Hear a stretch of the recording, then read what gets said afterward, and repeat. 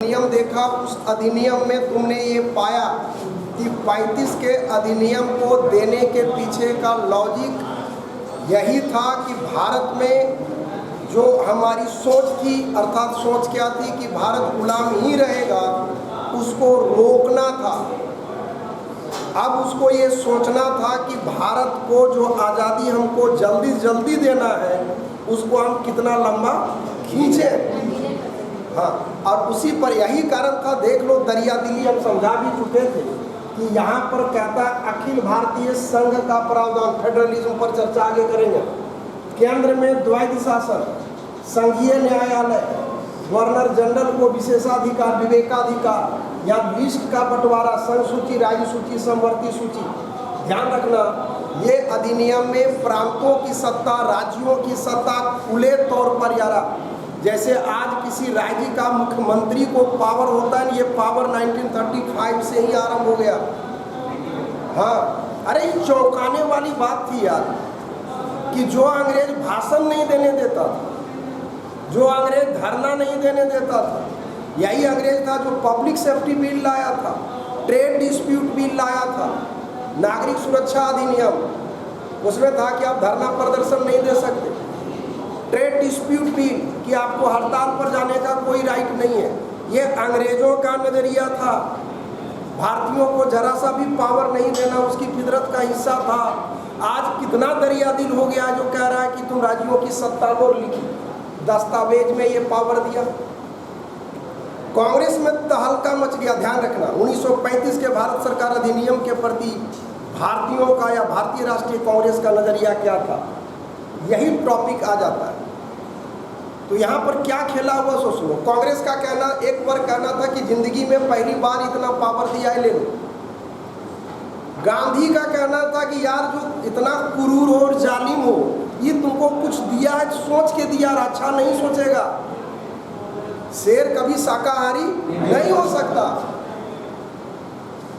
तो पर्दे के पीछे की कहानी क्या? कहानी यही थी कि कांग्रेस को टुकड़ों में बांट दो, राज्य का चुनाव होगा, क्षेत्रीय मुद्दा आ जाएगा।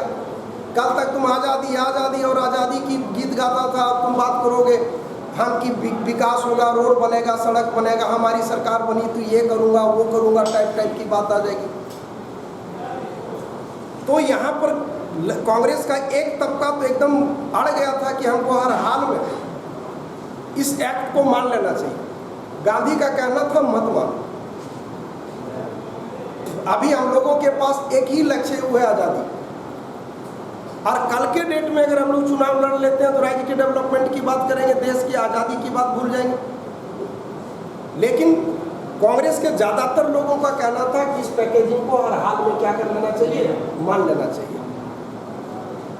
गांधी को लगा कि कहीं कांग्रेस रूपी संगठन टुकड़े में बंट ना जाए। यही कारण था कि अंततः गांधी ने भारत सरकार अधिनियम को स्वीकार कर लिया। स्वीकार कर लिया इसका मतलब है कि अब चुनाव होगा। अरे स्वीकार कर लेने का मतलब क्या होगा? चुनाव होगा। चुनाव होगा, चुनी हुई सरकार होगी। उन दिनों हिंदुस्तान में 11 प्रांत थे। प्रांत ध्यान रखना, 11 राज्य थे। 11 राज्य थे और उन राज्यों में चुनाव कराया पाया जाना था।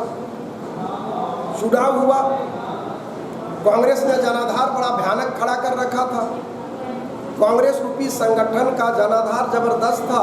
स्वाभाविक है कि जब चुनाव हुआ तो दिमाग में रख लेना 6-3-2 6-3-2। हम पढ़ा रहे हैं 6-3-2, ये दिमाग में रखना। 6 राज्यों में कांग्रेस की सरकार, 3 राज्यों में कांग्रेस के सहयोग से सरकार और 2 राज्यों में अलग अलग पार्टी की सरकार। बात पर आया? क्या बोले हम? बोलो 6-3-2। क्या बोले?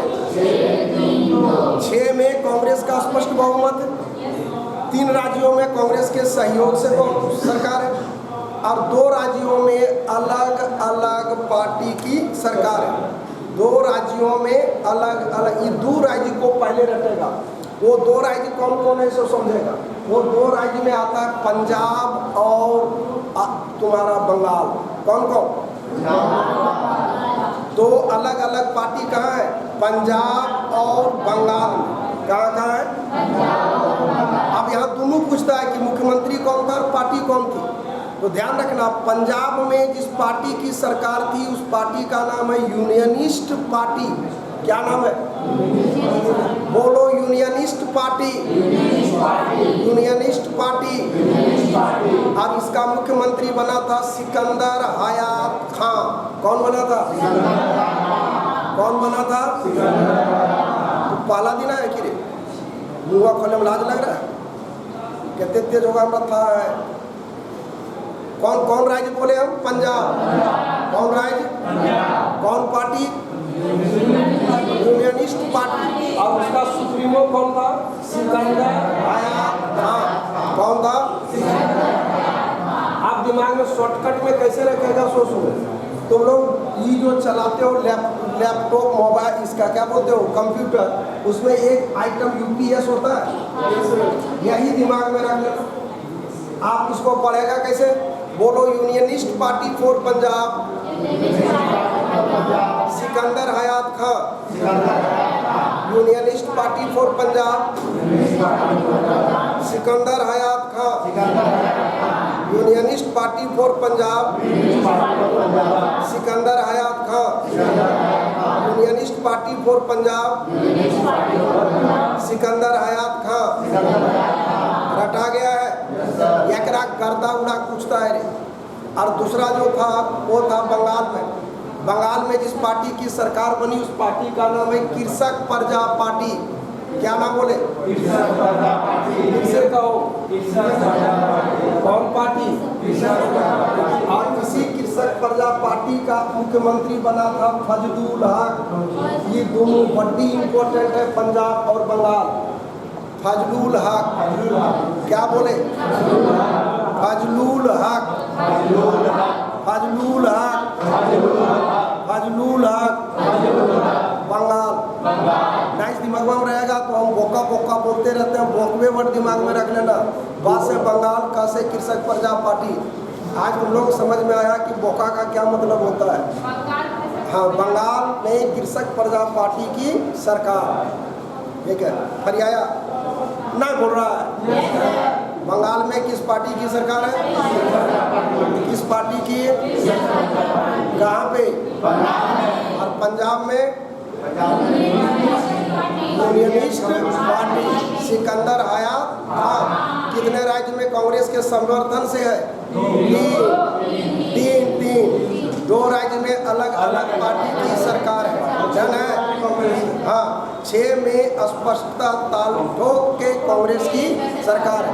अब कहाँ कौन कौन है कुछ डाटा को तुम देख लो, समझ में आ जाएगा। इसमें आ गया कौन कौन।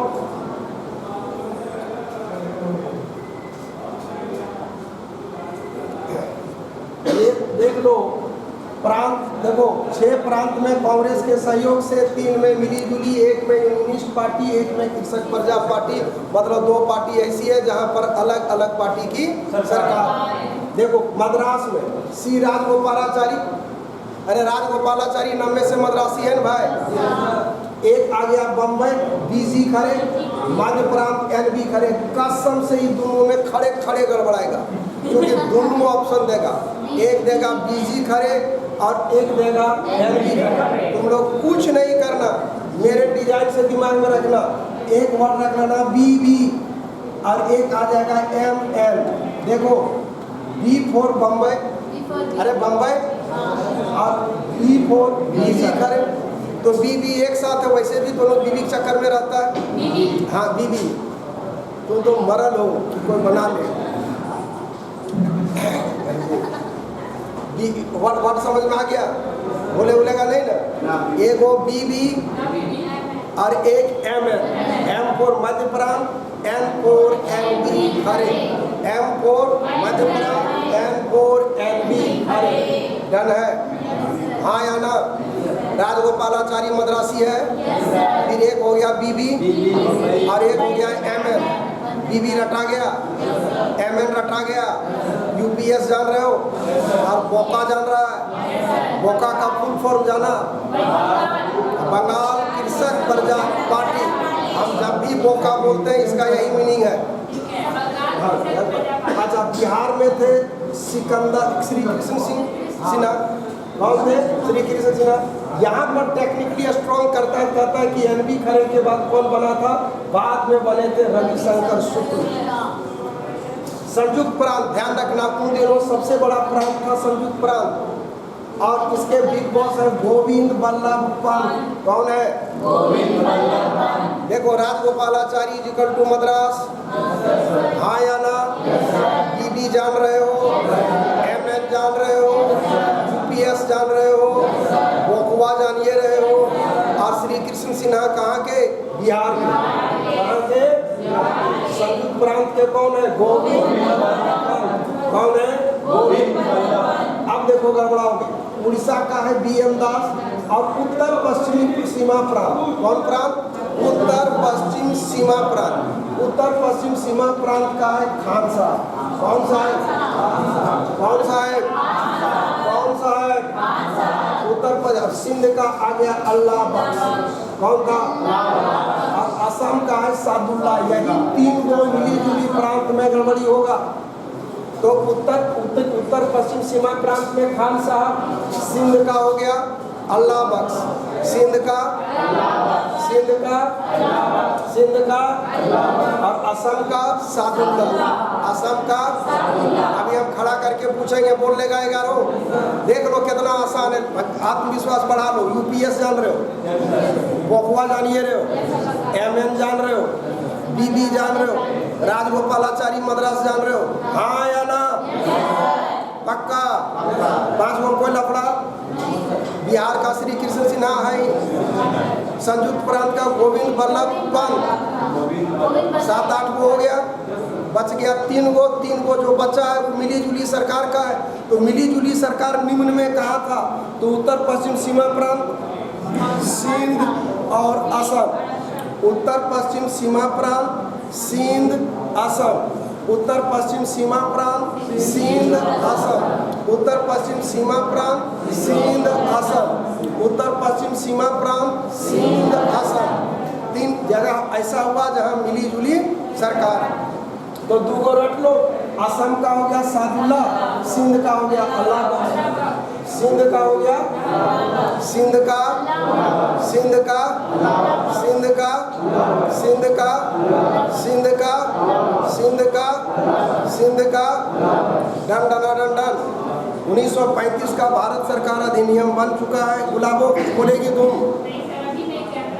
तो कैमरा बोलेगी तो कहाँ हो जाएगा?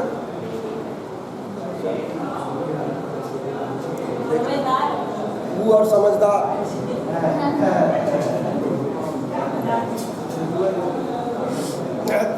हल्ला नहीं करो। अब सुन रे।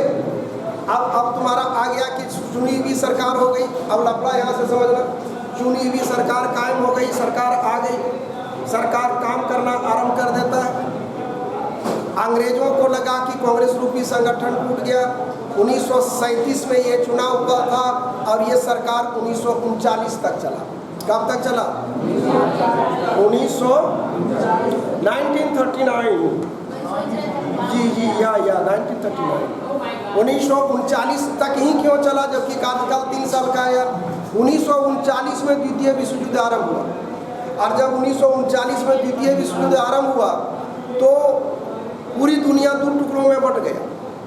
एक टुकड़े का कहना था कि कोई किसी को गुलाम नहीं बनाएगा, और ये कह रहा है उस विचारधारा का समर्थक है अंग्रेज।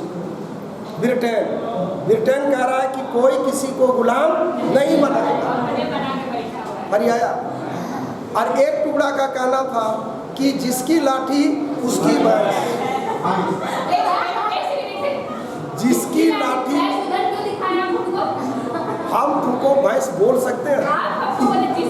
जिसकी, हम बोले जिसकी लाठी उसकी भैंस। तुम हाथ उठाए ना?